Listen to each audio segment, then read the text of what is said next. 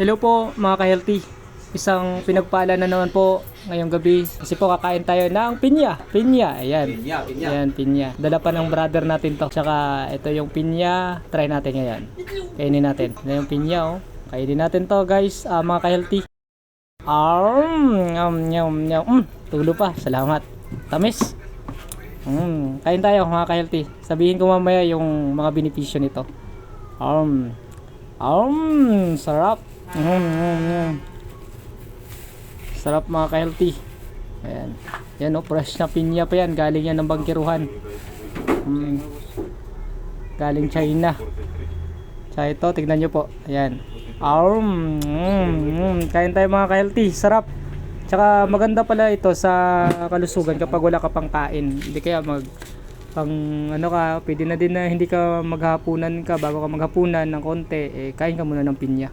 Tsaka yung sa mga magulang din po pala,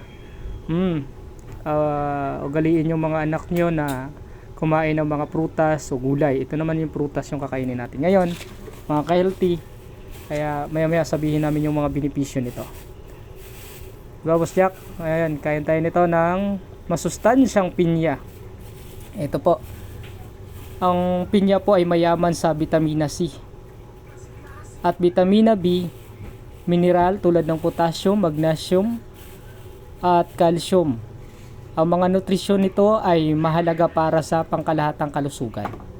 Tanyo mga ka-healthy, marami pala no? Sarap. Kain tayo itong maliit. Tamis. At ano pa po? Antioxidant properties. Ang prutas na ito ay naglalaman ng antioxidant na makakatulong sa paglaban sa mga free radicals sa ating katawan na maaring magpapababa ng mga panganib na chronic disease. Ayan. Sarap. Hindi pala itong pinya. Sobrang tamis.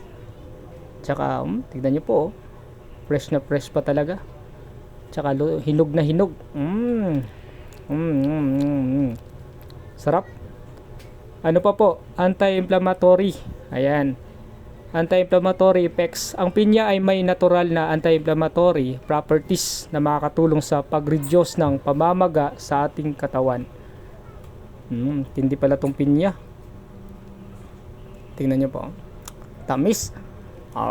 Kuha ka brother. Yan. Ikaw kasi yung nagbili niyan. Kaya kain ka dyan. Ayan o. Ito pa. Sarap. Konti na lang oh. Ano pa po? Digestive health. Ang pinya ay mayaman sa dietary fiber na makakatulong sa magandang pag-andar ng digestive system at pag-iwas ng constipation. Sarap. Ayan oh. Sarap oh. Ano pa po? Ito din po ay pangpatibay ng immune system support. Ang mataas na antas ng vitamina C sa pinya ay makakatulong sa pagpapalakas ng immune system. Matindi oh, pinya, pangpatibay ng ating immune system. Sarap nito. At saka ito din po ay potential anti-cancer properties ang pinya. Naku, galing ah. May mga pag-aaral na nagpapakita ng potential na anti-cancer properties ng pinya. Bagamat kailangan pa ng higit pang pananaliksik upang masiguro po. Pero yun po, sa mga magulang, ulitin namin, turuan natin yung mga anak ninyo na kumain ng mga prutas, gulay, para po maging healthy po sila. Kaya kung hindi nyo nagustuhan yung video namin, i-follow nyo naman po kami. Like, share, and comment naman po kayo. Kaya ang sabi ng lolo natin, kung walang knowledge, walang power. Bye-bye!